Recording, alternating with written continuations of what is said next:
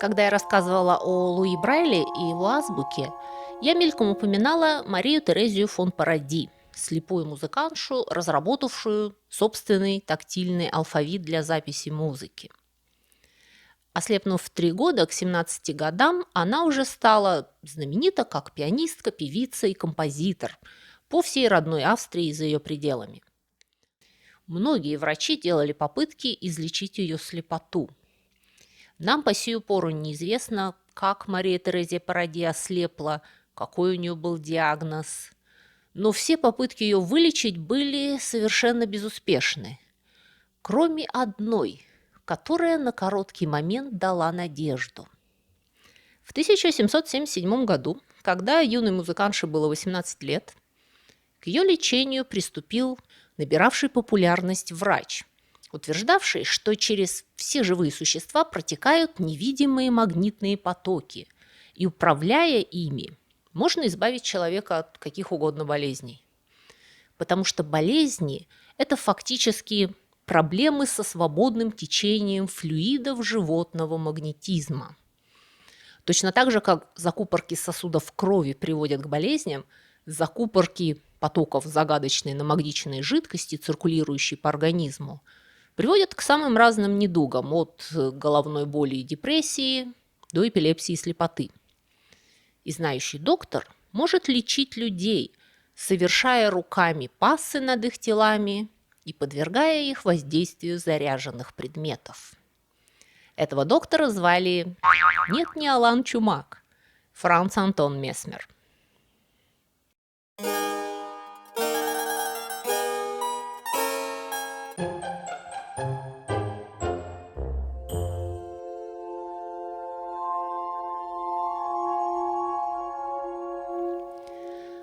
Как мы знаем, Мария Терезия фон Паради не прозрела, но надежда была. Более того, как утверждают перевозбужденные свидетели, которым не следует очень доверять, в какой-то момент девушка начала видеть. Правда, она прозревала только в присутствии самого доктора Месмера. Когда он выходил из комнаты, зрение снова покидало ее. В результате вся эта история кончилась большим скандалом. Результаты лечения не были достаточно впечатляющими, чтобы оставлять невинную девицу под опекой подозрительного доктора.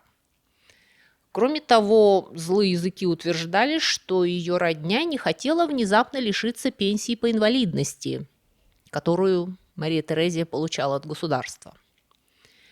И доктору Месмеру пришлось уносить ноги из Вены. Месмер отправляется в Париж, где его уже с нетерпением ждет бывшая австрийская принцесса, а ныне королева Франции Мария Антуанетта. Но не будем ставить телегу впереди экстрасенса.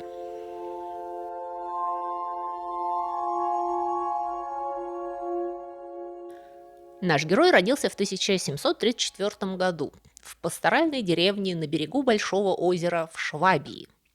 Швабия, точно так же, как и Австрия, были тогда частью Священной Римской империи под управлением Габсбургов. Он был сыном главного лесничего, то есть происходил современным языком из семьи среднего класса. После школы он сначала изучал юриспруденцию в местных университетах, а после поступил на медицинский факультет в университет Вены. В 1766 году Месмер опубликовал докторскую диссертацию под латинским названием «De planetarum influxu in corpus humanum» о влиянии планет на человеческое тело. Впечатленный новой астрономической теорией о том, что приливы и отливы океанов вызываются силами тяготения между Землей и Луной, Месмер смело предположил, что эти глобальные силы притяжения между небесными телами не могут не влиять также на более мелкие объекты, на людей, к примеру. То есть движение планет управляет жизнью и здоровьем людей. То есть Месмер, опираясь на теорию Ньютона, умудрился сочинить диссертацию по астрологии. В январе 1768 года Месмер женился на богатой вдове, что дало ему значительную экономическую независимость и возможность открыть врачебную практику в Вене. В своем великолепном поместье Месмер организовывал концерты Моцарта, с которым он был очень дружен. Но он не удовлетворился спокойной жизнью успешного врача и мецената. Он хотел разгадать загадку таинственных связей всего живого в мире. Месмер разрабатывает интересную и, в принципе, неплохо укладывавшуюся в тогдашние научные представления теорию животного магнетизма. Он считал, что как в океане возникают приливы воды, притягиваемой силой гравитации Луны, также в теле человека есть приливы и отливы, вызываемые глобальными силами притяжения объектов. И поначалу Месмер называл эту силу животной гравитацией. Но после того, как он пронаблюдал известного астронома, отца Максимилиана Хёла, в свободное от астрономии время, лечившего у людей ревматизм прикладыванием магнитных пластин, Месмер изменит свою теорию и переименует ее в теорию животного магнетизма. Идею о том, что можно лечиться магнитами, протягивают как минимум к Парацельсу. А отец современной науки был также по совместительству отцом нескольких псевдонаук, включая магнитную терапию. В принципе, предположить, что если магнит влияет на железо, значит, он может влиять и на какие-то вещества в теле человека, было вполне логично в XVII веке. И с тех пор врачи периодически прикладывали магниты к болячкам, надеясь, что это поможет. Но именно Месмер вывел эту полушаманскую практику на уровень научной теории. В начале своей карьеры он заставлял своих пациентов пить воду с железными опилками, а потом он водил по их телу магнитами. И таким образом ему удалось вызвать впечатляющий истерический припадок у одной пациентки, которая, очухавшись, объявила, что совсем теперь здорова. Постепенно Месмер установил, что опилки и магниты в этом лечении совершенно избыточны. Его руки оказывали точно такое же действие на пациентов. Когда он проводил руками по телу, и даже не обязательно касался человека, просто делал пассы над ним, впечатлительные парижские истерички утверждали, что они чувствуют, как по организму проходят волны, то ли жидкости, то ли эфира, то ли энергии. И эти приливы избавляют их от симптомов.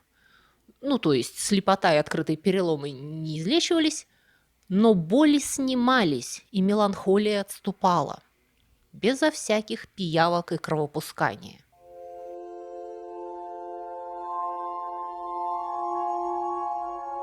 И дело пошло. Практика доктора Месмера росла как на дрожжах. Вскоре он уже перестал справляться с потоком пациентов и перешел от сеансов 1 на 1 к групповым процедурам. Поскольку Месмер научился направлять свой животный магнетизм в объекты, как в аккумуляторы, то он построил так называемый баке. Это была такая большая ванна, примерно по пояс человеку, накрытая крышкой, в которой были проделаны отверстия по числу пациентов. В эти отверстия вставлялись железные стержни, изогнутые под прямым углом наружу. Концы этих стержней нужно было прикладывать к той части тела, которую вы хотели излечить. В ванне, если вам интересно, стояли бутылки с намагниченной водой. Месмер периодически обходил страждущих, касаясь их руками, после чего многие начинали биться в судорогах, которые Месмер называл кризами, свидетельствующими о прорыве закупорки магнитных потоков. Все мероприятие сопровождалось игрой на редком и чудном музыкальном инструменте – стеклянной гармонике, издающей, на мой взгляд, довольно противные, но, соглашусь, совершенно неземные звуки. Большая часть парижских врачей считала Месмера шарлатаном и жестоко ему завидовала. Потому что довольно быстро обнаружилось, что у Месмера пациенты излечиваются чаще, а умирают реже. Потому что, еще раз напомню высказывание одного скептика-врача того времени, говорившего, что если все имеющиеся на данный момент лекарства выбросить в океан, то рыбам станет хуже, а людям лучше. Сам же Месмер не только не считал себя шарлатаном, но решительно утверждал, что его лечение стоит на твердой научной основе. Более того, однажды он был виной конца карьеры одного профессионального экзорциста, изгонявшего дьявола из страждущих по всей Европе.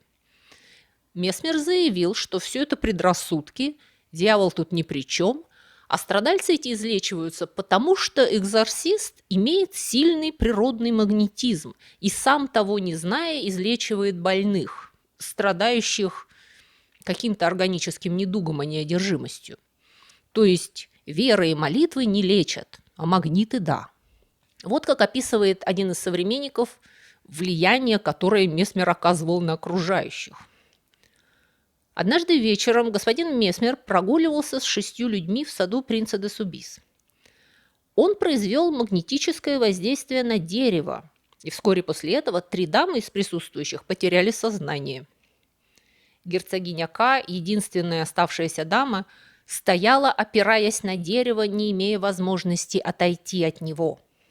Граф де Монс, не в силах стоять, был вынужден броситься на скамейку.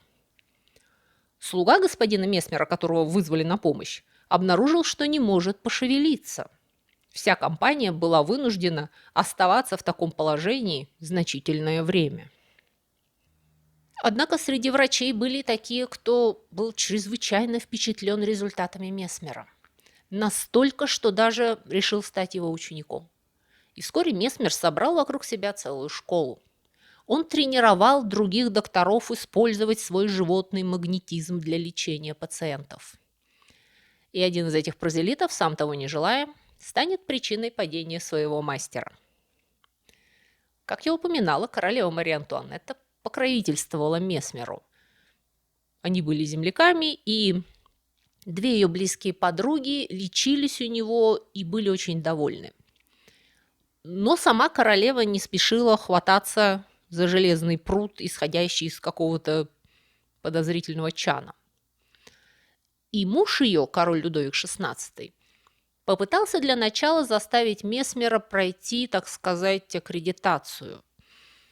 Его проинтервьюируют члены королевской комиссии, и в случае, если комиссия решит, что все, что он делает, медицински полезно и безопасно, то ему назначат значительную правительственную стипендию на жизнь и развитие своей школы.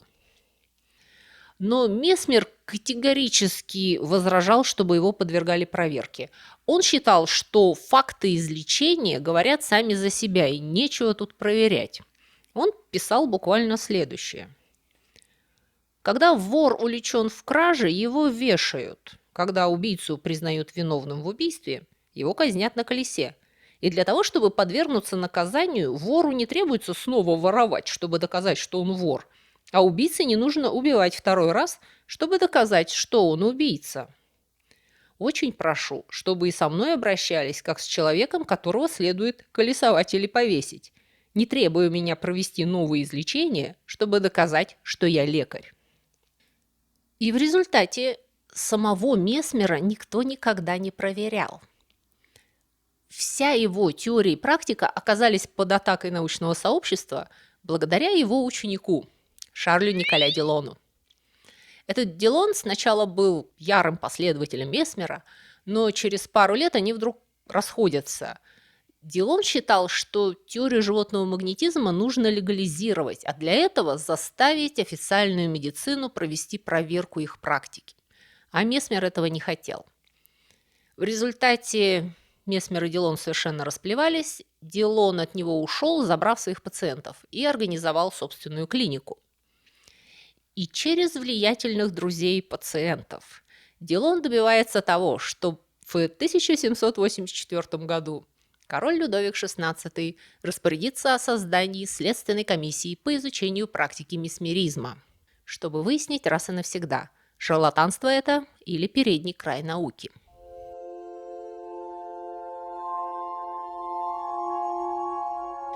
На самом деле было организовано сразу две комиссии, чтобы два раза не вставать. Одна состояла по преимуществу из ученых, так называемая комиссия Франклина, а вторая из медиков, комиссия медицинского общества. В состав первой вошли 5 ученых Королевской академии наук: астроном Жан-Сильвен Баи, географ Габриэль де Бари де Сан-Винсент, химик Антуан Лавуазье, физик и эксперт в области электричества Жан-Батист Леруа, а также посол США во Франции, прославленный ученый-эрудит Бенджамин Франклин. Вторая комиссия состояла из 5 самых уважаемых врачей Королевского медицинского общества. И из их отчета создается впечатление, что они все были очень занятыми людьми и не хотели уделять проекту больше времени, чем было абсолютно необходимо. В результате именно отчет первой комиссии, комиссии Франклина, комиссии ученых, стал важным документом, не просто опровергнувшим теорию животного магнетизма, но и положившим основу методологии добросовестного научного исследования, которая используется по сей день. Обратите внимание, что комиссия не рассматривала самого Месмера, а наблюдала за практикой Дилона, и что, несмотря на то, что она именовалась комиссией Франклина, сам Франклин, которому было на тот момент 78 лет, довольно плохо себя чувствовал и мало участвовал в расследованиях. И хотя несколько экспериментов были проведены в резиденции Франклина в его присутствии, большая часть методологии принадлежала Антуану Лавуазье, основателю современной химии. Еще прежде, чем расследование комиссии началось, Лавуазье изучил труды Месмера и отчеты Дилона и составил план экспериментов, гарантирующих объективность и непредвзятость. То есть это расследование было не Франклин против Месмера, как вы можете прочитать во многих местах в интернете. Это была работа группы ученых под лидерством Лавуазье по расследованию практики Дилона. Но выводы были сделаны, конечно, против месмеризма как такового. Каждой комиссии потребовалось 5 месяцев для завершения работы. Работа комиссии Франклина проводилась в различных местах, включая клинику Дилона, которую они посещали раз в неделю, дом Лавуазье и сад в доме Франклина в Пасси. В процессе комиссары Франклина не только ставили эксперименты на пациентах Дилона, но и время от времени предоставляли самих себя в качестве подопытных кроликов, потому что им было очень любопытно испытать это на себе. Главный вопрос, на который они должны были ответить, это: является ли животный магнетизм реальным явлением или воображаемым? Чтобы это выяснить, они, во-первых, наблюдали за нормальной работой клиники Дилона, а во-вторых, делали специальные тесты. В одном эксперименте, к примеру, они убедили молодую женщину, что Дилон находится в соседней комнате и направляет на нее животный магнетизм через закрытую дверь. В результате у пациентки начался бурный криз, и она билась в конвульсиях на полу, при этом никакого Дилона за дверью не было. Или во время эксперимента, проводимого в резиденции Франклина в саду, Дилон намагнитил одно из 5 деревьев, и его пациент уверенно потерял сознание у подножия одного из 4 других, даже не дойдя до намагниченного дерева. Они также заметили, что во время коллективных сидений вокруг баке пациенты гораздо чаще впадают в криз, чем во время индивидуальных сеансов, что богатые пациентки более подвержены лечению, чем бедные, а женщины больше, чем мужчины. В еще одном интересном случае, уже в доме Лавуазье, пациентке дали чашку обычной воды, но сказали ей, что эта вода была намагничена. И выпив ее, она немедленно начала демонстрировать симптомы криза. Чтобы облегчить ее состояние, ей предложили выпить обычной воды. И ей сразу стало лучше. Хотя как раз в этот раз, неведомо для нее, воду эту предварительно намагнитил сам Делон. И это, господа, был первый зарегистрированный случай плацебо-контролируемого тестирования лекарства. Это не идеальный эксперимент по современным нормативам, но для XVIII века это был исключительный прорыв.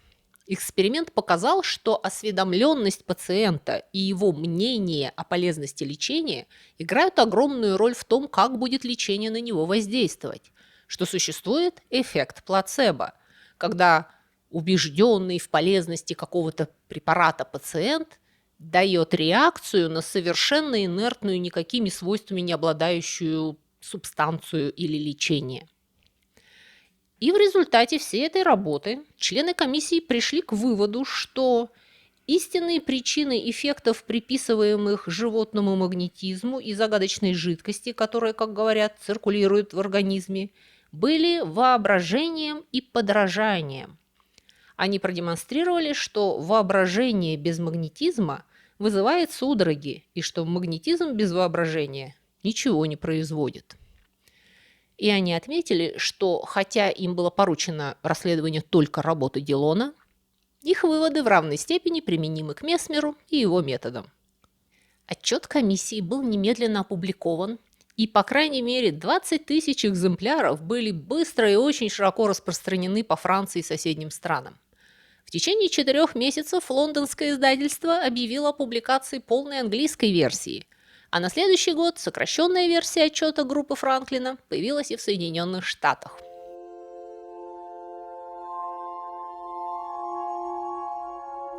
Делон страшно обиделся. Немедленно опубликовал опровержение, в котором он раскритиковал отказ комиссии принять его излечение как доказательство существования животного магнетизма. Не без интересной логики он восклицал, что отсутствие четких объяснений механизма, посредством которого животный магнетизм лечит болезни, не означает еще, что его не существует, поскольку, к примеру, слабительное действие ревеня хорошо известно медикам, при том, что механизм этого неизвестен. И по отношению к животному магнетизму то же самое. Я не знаю, как это работает, но я знаю, это работает. Месмер же хладнокровно заметил, что поскольку он сам не участвовал ни в одном из расследований комиссии, то их выводы не имеют никакого отношения к его теории, и все это полностью забота Делона. Тем не менее, его репутация, его практика потерпели колоссальный удар. Широкая общественность, которая раньше готова была на него молиться, теперь смеялась над ним и рисовала карикатуры, где он был изображен в виде осла. Его пациенты, раньше явно наслаждавшиеся вниманием, поджав хвост, попрятались, не выдержав насмешек. Врачи набросились на него с удвоенным энтузиазмом. Королевская семья от него отвернулась.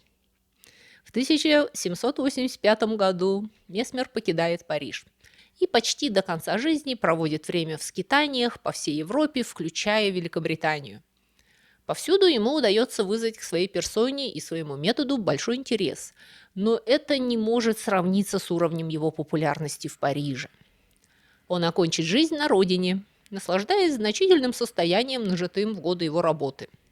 А дело его не умрет, что бы там ни писали Лавуазье и Франклин. Вы думаете, что после того, как выводы комиссии ученых так широко распространились по миру, и Месмер был дискредитирован, люди перестали в него верить? Абсолютно нет. Парадоксально, но это только способствовало распространению знаний о месмеризме в местах, где до этого ничего о нем не знали. И в результате, к примеру, в США месмеризм становится более популярен и переживает настоящее возрождение в XIX веке. Эдгар Аллан По и все его творчество тому доказательство. Да что там Эдгар По? Люди до сих пор заряжают воду и носят магнитные браслеты. И им помогает. При том, что знание об эффекте плацебо существует уже несколько столетий, и его Первая научная демонстрация состоялась в 1791 году. Джон Хейгард, английский врач, провел эксперимент, чтобы проверить эффективность популярного в то время метода лечения стержнями Перкинса. Эти стержни представляли собой металлические палки, которые, как утверждалось, вытягивали болезни из организма посредством животного магнетизма, как вы догадались. Хейгард использовал поддельные деревянные стержни, выглядящие точь-в-точь, как настоящие металлические, и обнаружил, что они лечат так же хорошо. Точно так же, как за 6 лет до этого пациентов Дилона удавалось лечить и ненамагниченной водой. Но в выводах комиссии был еще один очень важный момент. Отрицая существование животного магнетизма, они, тем не менее, признали, что что-то происходило с пациентами доктора Месмера, когда он водил руками по их конечностям и делал пассы. Их симптомы были, по всей видимости, чем-то большим, чем простым притворством.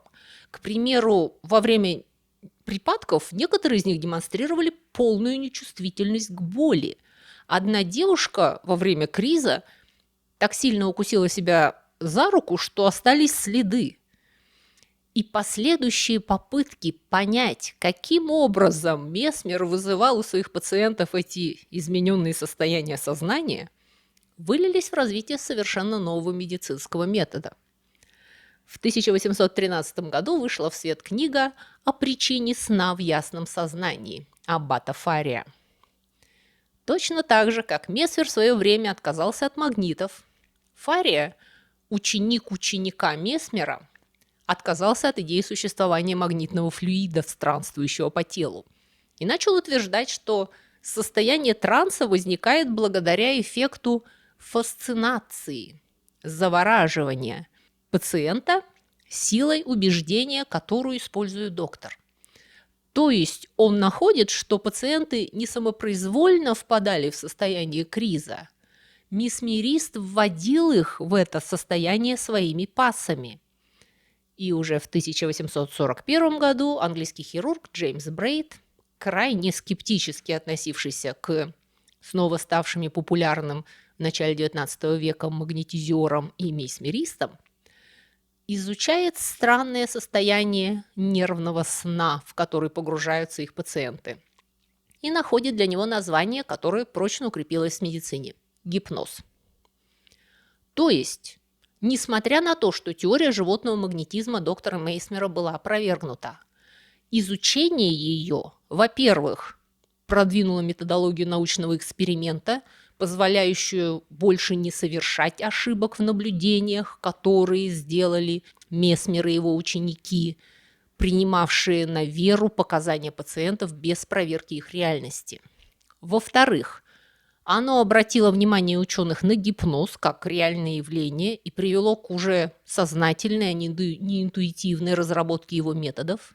И сейчас гипноз с успехом применяют в психологии и психиатрии в первую очередь и пытаются в других отраслях медицины. А в-третьих, уже глядя с высоты прошедших лет, мы можем увидеть, какими сложными и непрямыми путями развивается наука, как ошибки ведут к открытиям, как сложно бывает отличить истину от лжи, и что устоявшиеся, солидные, авторитетные медицинские знания через 100 лет могут оказаться неотличимы от того, что в те годы считали шарлатанством. Потому что сейчас вы не станете лечить грипп ни магнитами, ни кровопусканием.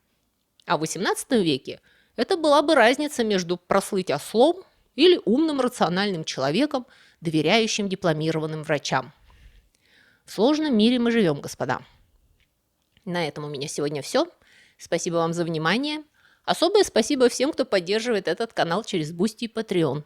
Я надеюсь, что вам нравится мой блог с историческими интересностями, которые там веду. Если вы не знаете, что это такое, оставайтесь на рекламу. С остальными прощаюсь.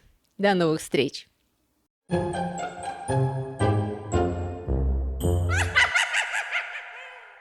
Друзья мои, если вы скучаете между субботами и хотели бы больше и чаще узнавать всякие интересности, касающиеся истории и культуры, и особенно истории бескультурья, то вы можете подписаться на мой блог на Бусти или Патреоне.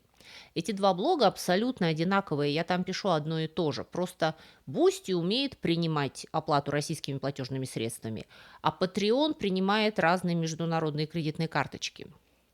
И на этих блогах я почти каждый день публикую занимательные рассказы с картинками.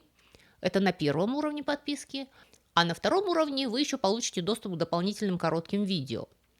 Кроме того, если вам не нравится вся эта реклама, которую в вашей стране вставляет в мои видео YouTube, это еще одна причина подписаться на блоги, потому что там я размещаю субботние видео без рекламы и на 15 минут раньше, чем на YouTube. Это для тех, кто к субботе конкретно соскучился. Еще один немаловажный ништяк для подписчиков – это возможность бесплатно скачивать мои художественные книги. Ссылку на онлайновый магазин, где вы можете их купить, я, кстати, тоже размещу внизу в описании. И последнее, но не по важности, причина подписаться на мой блог – вы тем самым поддерживаете этот канал и даете мне возможность все мое рабочее время посвящать вам. На сегодня у меня все. Всего вам доброго и до скорых встреч!